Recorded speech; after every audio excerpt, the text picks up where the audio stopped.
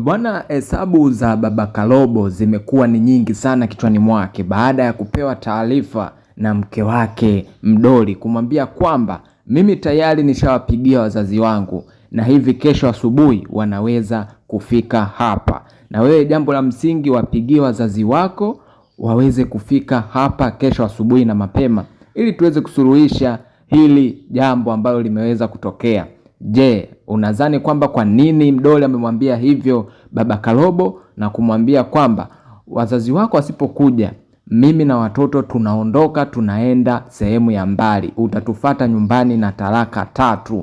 Oya, hapo ndipo ambako baba Karobo hesabu zilikuwa zipo nyingi sana kwenye kichwa chake, akiamini kuwa anaenda kumpoteza mke bora na mke ambaye anayeweza kulea watoto wake hadi yeye mwenyewe anafurahi. Hiki ni kitu ambacho Mdoli anampa mtihani mkubwa. Baba Karobo anashindwa kuelewa, kila kijaribu kutafakari mke wangu ni kitu gani ambacho anafikiria kuhusu mimi. Yaani kila kijaribu kufikiria anaona issue inazidi kuwa tight, alafu anashindwa kuelewa ni kitu gani ambacho aweze kumfanyia mke wake ili aweze tu kuwa sawa. Yaani unaambiwa Mdoli hakuweza kufanikiwa kufanya ule ushauri aliopewa na ndugu yake. Hila kitu ambacho mimi nataka ni washauri ndugu zangu, marafiki ni wanakuaga ni wanafiki sana. Just imagine Vicky anapelekwa na rafiki yake Kizibo kwa mwanaume wake.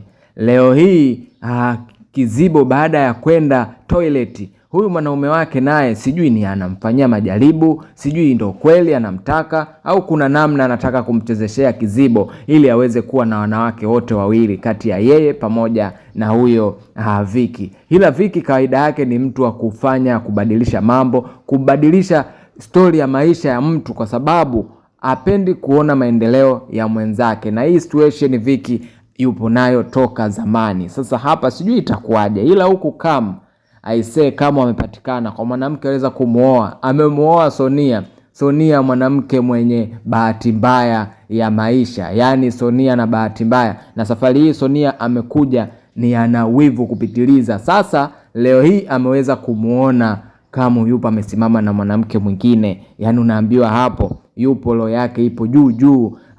Sonia anatamani kufanya chochote, ila akachukua jukumu la kutaka kuwarekodi hili tu siku akimbamba, na anamwambia kwamba unaona hadi video nilikuchukua, sasa ule wako ubishe. Na inaonekana kabisa kama kwa Sonia anoi dafu, yani aongei chochote. Unaambiwa yani yeye Sonia akisema yeye kwake ni sheria, hakuna kusema sijui hapa nisubirie nini, hilo kwake hakuna neno kama hilo. Unaambiwa yani kama huyu mwanamke mwenyewe anamwambia mimi ninamuogopa mke wako pamoja na watu, mke wako ni mkali sana, yani mke wako akija kujua kwamba unanitaka mimi na unatembea na mimi itakuwaje? Basi kama akampunguza wasiwasi na kumtoa uoga ili aweze tu kuwa naye. Si unajua mwanamke akishakuwa anakupenda, hata kama ukiwa una kizuizi namna gani, lazima atakubali kuwa na wewe na kubaki na wewe tu. Basi hapo tunaweza kuona bwana, mambo yanazidi kuwa mengi kweli kweli, na huku kama akamkumbatia huyo mwanamke wake.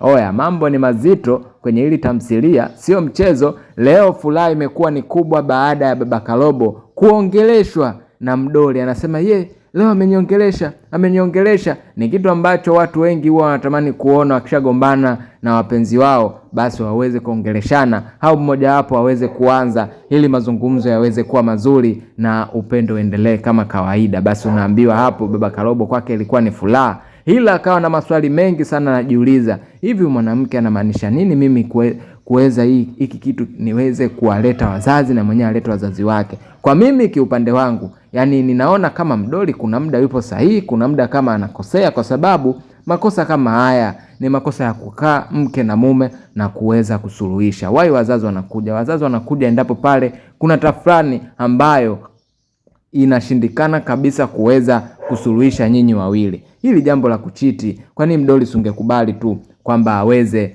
kuwa na wewe na kuendelea kuzungumza na wewe na mambo mengine yangeendelea? Ila hatujui kwamba Mdoli alikuwa anamaanisha nini na amefikiria nini kwenye kichwa chake. So tunakuja tena upande wa pili huku. Leo Loi kimemlamba, amekutana na familia ambayo ina njaa na mafanikio. Basi baada ya kumpeleka fasheni polisi, leo hii familia ile ya Fasheni, sijui huko kuna Patronize, kuna Eugene na wengine kibao, kuna kaka Jambazi hapo. Yani sio mchezo, yani hapo Roy leo achomoi. Roy amekutana na kibano ambacho atakuja kusimulia kwenye maisha yake kwa nini aliweza kumpeleka Fasheni jela. Sasa hapo sijui Roy atazungumza nini, maskini ya Mungu, kwa sababu hii familia ni ina uchungu naye kwa sababu ya kumpeleka tu Fasheni jela, na inasadikika kwamba yule mubaba amepona, yupo hospitalini, ni mzima, hajafa, alafu yeye amempelekea Fasheni polisi kwa kesi ya mauaji. Unafikiri mtu anaweza kutoka hivi hivi? Basi wakawa wamempa kibano na kumwambia inabidi wewe ukafanye chochote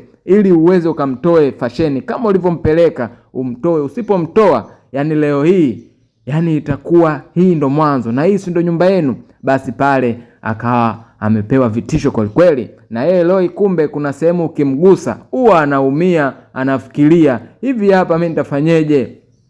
Ndipo akamwambia hapa si ni kwenu na huyu si ndo mama yako, basi kuna namna tutaweza kukufanya ujisikie vizuri. Aisee, Roy akasema hapana, msifanye hivyo, si sogele familia yangu, ninaipenda sana, mimi ndo ananitegemea. Kumbe we mwenyewe unaumia mkuki kwa nguruwe, kwa binadamu mchungu. Roy, hemu acha ufala, yani huo ni ufala, ni ufala. Roy unakuwa unazingua kweli kweli, Roy unazingua. Sasa hapo leo hii Eugene amempa kibano, mara akaja Jason akamzabua kibao, huku yupo Patronize akamkwida roba, huku yupo kaka Jambazi amekaa pembeni tu, yani yeye anasubiria kuona kwamba itakuwaje dakika ya mwisho, mambo mengine yataendeleaje ili yeye aweze kuja kuokoa jahazi. Bwana Roy baada ya kubishabisha akakutana na kichapo kingine cha kaka Jambazi, yani huyo ndo sijui kaka yao mkubwa, sijui ndo yeye akili zake zimefyatuka sana. Oya, amempa vitisho mpaka aibu anaanza kuona yeye. Unaambiwa sasa, kitu ambacho naweza kuwasi mashabiki zangu ni kuweza kufanya kitu kimoja, kwa kuweza kusubscribe kwa wingi, kulike, kucomment pamoja na kushare. Ukishafanya hivyo nakuwa ni moja kati ambaye mwanafamilia unajulikana na umetimiza vigezo na masharti ya kuwa mwanafamilia wetu bora zaidi. Na kwenye uwanja wa comment hakikisha kwamba unaandika ni kitu gani ambacho kilikushawishi kuendelea kuitazama movie hii ya familia baada ya kutoka kuimaliza series yenu pendwa kabisa. Mashabiki wengi walikuwa wanatamani kuona series ya binti yangu ikiwa inaendelea kuruka hewani. So leo hii tupo na familia, kwa hiyo make sure tunaendelea kuifuatilia familia na kuipa thamani kubwa sana. So fanya hivyo kwa kuweza kusubscribe kwa wingi, kulike, kucomment pamoja na kushare ili tuweze kufika mbali zaidi. Nchi ya ahadi, takuwa umetisha kinoma noma mashabiki zangu popote ulipo duniani. So mimi ni Mr. Chambua na hii ni Mr. Chambua TV. Subscribe kwa wingi, like na kucomment. Bye bye.